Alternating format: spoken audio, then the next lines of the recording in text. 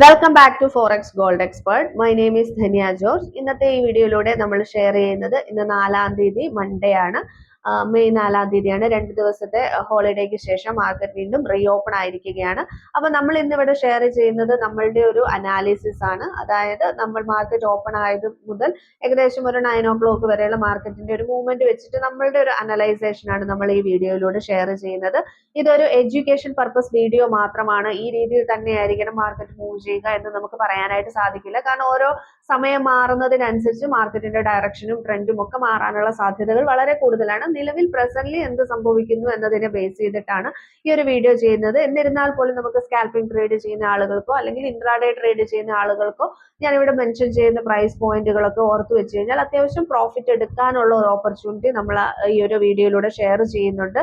ഇപ്പം ട്രേഡ് ചെയ്യുന്ന ആളുകൾ ജസ്റ്റ് ഒരു റെഫറൻസിന് വേണ്ടി മാത്രം ഈ ഒരു വീഡിയോ യൂസ് ചെയ്യുക. അതുപോലെ തന്നെ ഈ ഒരു വീഡിയോ കണ്ട് എന്തെങ്കിലും തരത്തിലുള്ള ലോസുകളോ കാര്യങ്ങളോ വന്നിട്ടുണ്ടെങ്കിൽ നമുക്ക് യാതൊരു റെസ്പോൺസിബിലിറ്റിയും ഉണ്ടായിരിക്കുന്നതല്ല. ട്രേഡ് ചെയ്യുന്നത് എപ്പോഴും ഓൺ റിസ്കിലായിരിക്കണം. സ്വന്തം സ്ട്രാറ്റജിയും നമ്മൾ പറയുന്ന കാര്യങ്ങളും ഒക്കെ നിങ്ങളുടെ സ്ട്രാറ്റജിയുമായിട്ടൊക്കെ കറക്റ്റ് ആയിട്ട് വരുന്നുണ്ടെങ്കിൽ നിങ്ങൾക്ക് കൺഫർമേഷൻ കുറച്ചും കൂടി കിട്ടും. നിങ്ങൾക്ക് നല്ല രീതിയിൽ ട്രേഡ് എടുക്കാനായിട്ട് സാധിക്കും. അപ്പൊ ഇന്നത്തെ ഒരു അനാലിസിസിലേക്ക് നമ്മൾ പോവുകയാണെങ്കിൽ ഫ്രൈഡേ മാർക്കറ്റ് എന്ന് പറയുമ്പോൾ മോർണിംഗ് ടൈം ഫുൾ വലിയൊരു സെല്ലിലേക്ക് പോയതിനു ശേഷം ഈവനിങ് 4661 വരെ മാർക്കറ്റ് വലിയൊരു മൂവ്മെന്റ് ഉണ്ടായിരുന്നു. അതിനുശേഷം അതുപോലെ തന്നെ വലിയൊരു റിജക്ഷൻ വന്ന് 4612-13 റേഞ്ചിലാണ് ക്ലോസ് ചെയ്തിട്ടുണ്ടായിരുന്നത്. അതിനുശേഷം ഇന്ന് മാർക്കറ്റ് 4639 വരെ പോയിട്ട് അവിടെ നിന്ന് വലിയൊരു റിജക്ഷൻ വന്ന് 4590 വരെ മാർക്കറ്റ് ഡൗൺ ആയിട്ടുണ്ട്. അപ്പോൾ ഓവറോൾ മാർക്കറ്റ് അതായത് ഇപ്പൊ നമുക്ക് മനസ്സിലാവുന്നത് വീണ്ടും ഒരു സെൽ ഡയറക്ഷനും ഉണ്ട്, അതുപോലെ തന്നെ ബൈ ഡയറക്ഷൻ, അതായത് ഒരു റേഞ്ച് മാർക്കറ്റ് ആണ്, സൈഡ് വേസ് മാർക്കറ്റ് ആണ്. സൈഡ് വേസ് മാർക്കറ്റ് എന്ന് പറയുമ്പോൾ ഇപ്പോഴും മാർക്കറ്റ്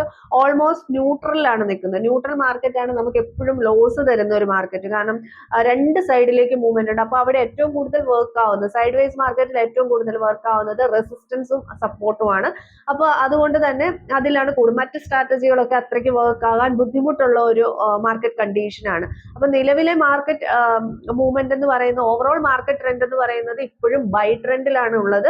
പക്ഷെ മാർക്കറ്റിന്റെ ഒരു ഡയറക്ഷൻ കൂടുതലും റിവേഴ്സിലേക്കാണ് കാണിക്കുന്നത്. അപ്പൊ ഇപ്പോഴത്തെ ഒരു ഹയസ്റ്റ് റേഞ്ച്, ഈ ഒരു ടൈം സോണിലുള്ള ഹയസ്റ്റ് റേഞ്ച് എന്ന് പറയുമ്പോൾ 4618-19 ബ്രേക്ക് ചെയ്ത് വലിയൊരു ഗ്രീൻ ക്യാൻഡിൽ നിന്ന് കഴിഞ്ഞാൽ 4628, 32, 38 റേഞ്ചിലേക്കൊക്കെ മാർക്കറ്റ് വീണ്ടും ബൈയിലേക്ക് പോയേക്കാം.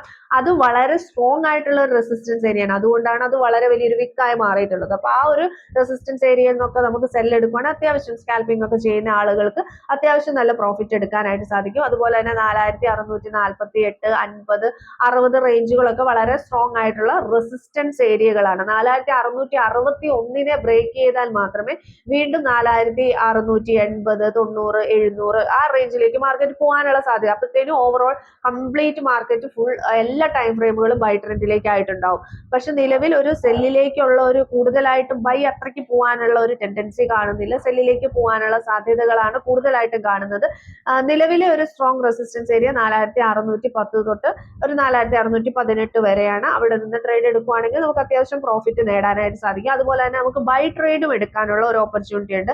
നിലവിലെ സ്ട്രോങ് ആയിട്ടുള്ള സപ്പോർട്ട് ഏരിയ, അതായത് സപ്പോർട്ട് ഏരിയ എന്ന് പറയുന്നത് 4690 മുതൽ 98 വരെയുള്ള റേഞ്ചുകളൊക്കെ വളരെ സ്ട്രോങ് ആയിട്ടുള്ള സപ്പോർട്ട് ഏരിയകളാണ്. 4590 ബ്രേക്ക് ചെയ്ത് വലിയൊരു റെഡ് ക്യാൻഡിൽ നിന്ന് കഴിഞ്ഞാൽ 4580, 60, 70 റേഞ്ചുകളിലേക്കൊക്കെ മാർക്കറ്റ് ഡൗൺ ആകും.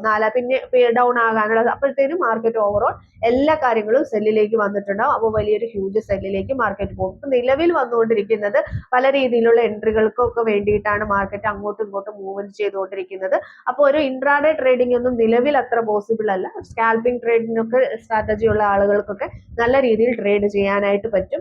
അതായത് റെസിസ്റ്റൻസ് സപ്പോർട്ട് ഒക്കെ കൂടുതൽ ഉപയോഗിക്കുന്ന ആളുകൾക്ക് നല്ല രീതിയിൽ ട്രേഡ് ചെയ്യാനായിട്ട് സാധിക്കും. പക്ഷെ ഓരോ സമയം കഴിയും തോറും മാർക്കറ്റിന്റെ ഡയറക്ഷൻ മാറാനുള്ള സാധ്യതകൾ വളരെയധികം കൂടുതലാണ്. അതുകൊണ്ട് നമ്മൾ എപ്പോഴാണോ ട്രേഡ് എടുക്കുന്നത് അപ്പൊ കറക്റ്റ് നമ്മൾ ചാർട്ട് നോക്കിയിട്ട് ചാർട്ട് കറക്റ്റ് വാച്ച് ചെയ്ത് അനലൈസ് ചെയ്തിട്ട് മാത്രം ട്രേഡ് ചെയ്യാനായിട്ട് ശ്രമിക്കുക. നമ്മുടെ VIP ട്രേഡിംഗ് ടെലഗ്രാം ചാനലിലാണ് നമ്മൾ ഗോൾഡിന്റെ അപ്ഡേറ്റ്സ് കാര്യങ്ങൾ കൊടുക്കുന്നത്. ഡെയിലി ടെലഗ്രാം ചാനലിൽ ഡെയിലി വൺ അപ്ഡേറ്റ്സ് ആണ് കൊടുക്കുക.